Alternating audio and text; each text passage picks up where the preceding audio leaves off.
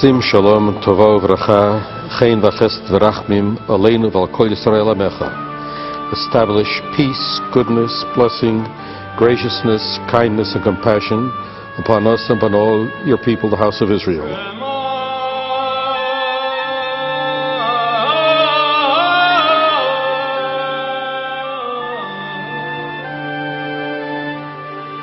When we talk of Judaism and Jews, we first have a problem of definition. Judaism is much more comprehensive than a religion. It has been suggested that Judaism is better described as a civilization. Of course, Jews have a theology and a unique conception of God, but that's only the first step. Judaism obligates its followers to a whole way of life, including a code of laws and practices and a system of ethics. Jewish life includes a broad concept of holiness that embraces a holy people, the Holy Land of Israel, the holy city of Jerusalem, and the holy tongue of Hebrew. Judaism is not to be seen as a parallel term to Christianity or Buddhism, for example.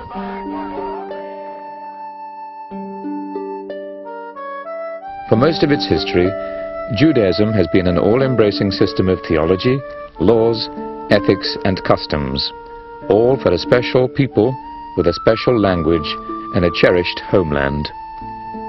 Yet in the modern world, the nature of being a Jew is especially complicated. Judaism today has become pluralistic. Much of it corresponds with the traditional meaning of the word religion, but some of it would not be identified as religious in the eyes of many non-Jews. So, as we embark on our journey, let us be prepared sometimes to explore areas that may seem to be unusual components of religion, but which are integral parts of the unique tradition of Judaism.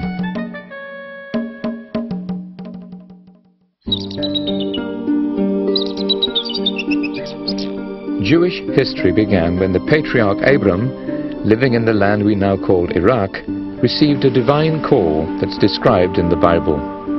The Lord said unto Abram, Get thee out of thy country, and from thy kindred, and from thy father's house, unto the land that I will show thee. And I will make of thee a great nation, and I will bless thee, and make thy name great, and be thou a blessing. Abraham, father of the Jewish people, had one of the greatest of human inspirations.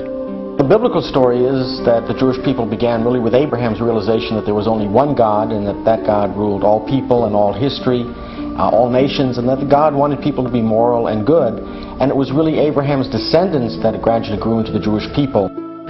This monotheism was the greatest Jewish contribution to humankind, and it was the founding principle of Judaism. The Bible relates that Abraham made a covenant, a kind of pact or contract with God. It is a promise that his family will multiply as the sand on the seas, and that they will live in this land that is controlled by their God. They would be a mighty nation, and their home would be the land of Canaan, later known as the land of Israel.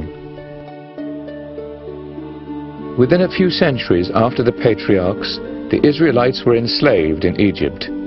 But under the leadership of Moses, and following a series of extraordinary experiences that the Bible describes as miracles, they escaped from the Pharaoh's harsh persecution to the wilderness of Sinai. En route, they crossed the Red Sea. The Bible says the sea miraculously parted to enable them to pass. On Mount Sinai, Moses received from God the basic revelation that would guide the Jewish people throughout their history. From the mountain he brought down an entire code of laws and ethics, and at its core stood the 10 Commandments. I am the Lord your God, who brought you out of the land of Egypt, out of the house of bondage. You shall have no other gods before me. You shall not take the name of the Lord. Probably got more than just the 10 Commandments. But some of the law also may have developed later on. So Moses maybe established the basic framework for the law, and then the details were worked in as the community underwent historical experience. But really what makes Israel different from its surrounding Canaanite populations and the Edomites and the Moabites and the other people was their legal system, and was their moral system, and was their religious system, their belief in one God. that really did distinguish them from the other peoples who were living in the area. Shall not covet. The Mosaic Code is known in Hebrew as the Torah. Torah means instruction. Could be used as a word for law. Could be. Sometimes, in a very specific sense, Torah refers to the first 5 books of the Hebrew Bible. After 40 years wandering in the Sinai wilderness, the 12 tribes of the children of Israel reached the Promised Land and conquered it. It took time for them to settle, but they eventually became a united kingdom, ruled first by Saul. Saul's successor, David, made Jerusalem his capital. He created a strong, unified Israel that Jews have never forgotten and which they have longed to recreate. David's successor, Solomon, built the temple in Jerusalem in about 960 BCE. This temple was the focus of the Israelite cult, which in scholarly terms means a system of religious worship or ritual. The Israelite cult centered around a sacrificial system. It was centralized by Moses in a portable sanctuary to be carried through the Sinai wilderness. This sanctuary would receive a permanent focus in the temple built by King Solomon in Jerusalem. The promised land of Israel was seen as the Holy Land. When King David made Jerusalem his capital, it became the Holy City. King Solomon built the temple. Special holiness was now attached to this site, which was seen as God's home on earth. When the temple was dedicated, Solomon prayed, Hear the plea of your servant and of your people Israel, when they pray toward this place.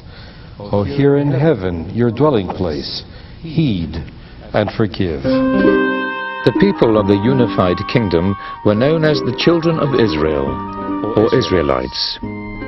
This name is based on the name Israel, which God had given to Jacob, the 3rd patriarch and ancestor of the people. What we also know is that after they did constitute a single community of the 12 tribes, that lasted only a very short time, really under Saul and then David and Solomon. And after Solomon, that community, that confederation broke apart into 2 groups. A northern group of somewhere between 7 and 10 of the tribes, and then the southern group with the remaining tribes. The northern group, called Israel, lasted for about another 200 years and then was conquered by the Assyrians and essentially disappeared from history. We really don't know what happened to them. The word Jew now was applied to the whole people, and eventually the word Judaism was coined to refer to their religion. Another early name for the people was Hebrews. After Israel fell, the kingdom of Judah remained independent for more than a century, until 586 BCE, when Judah was captured by the Babylonians. The temple was destroyed. The elite of Judah was exiled to Babylonia. They managed to retain their identity, but the Psalms record their anguish.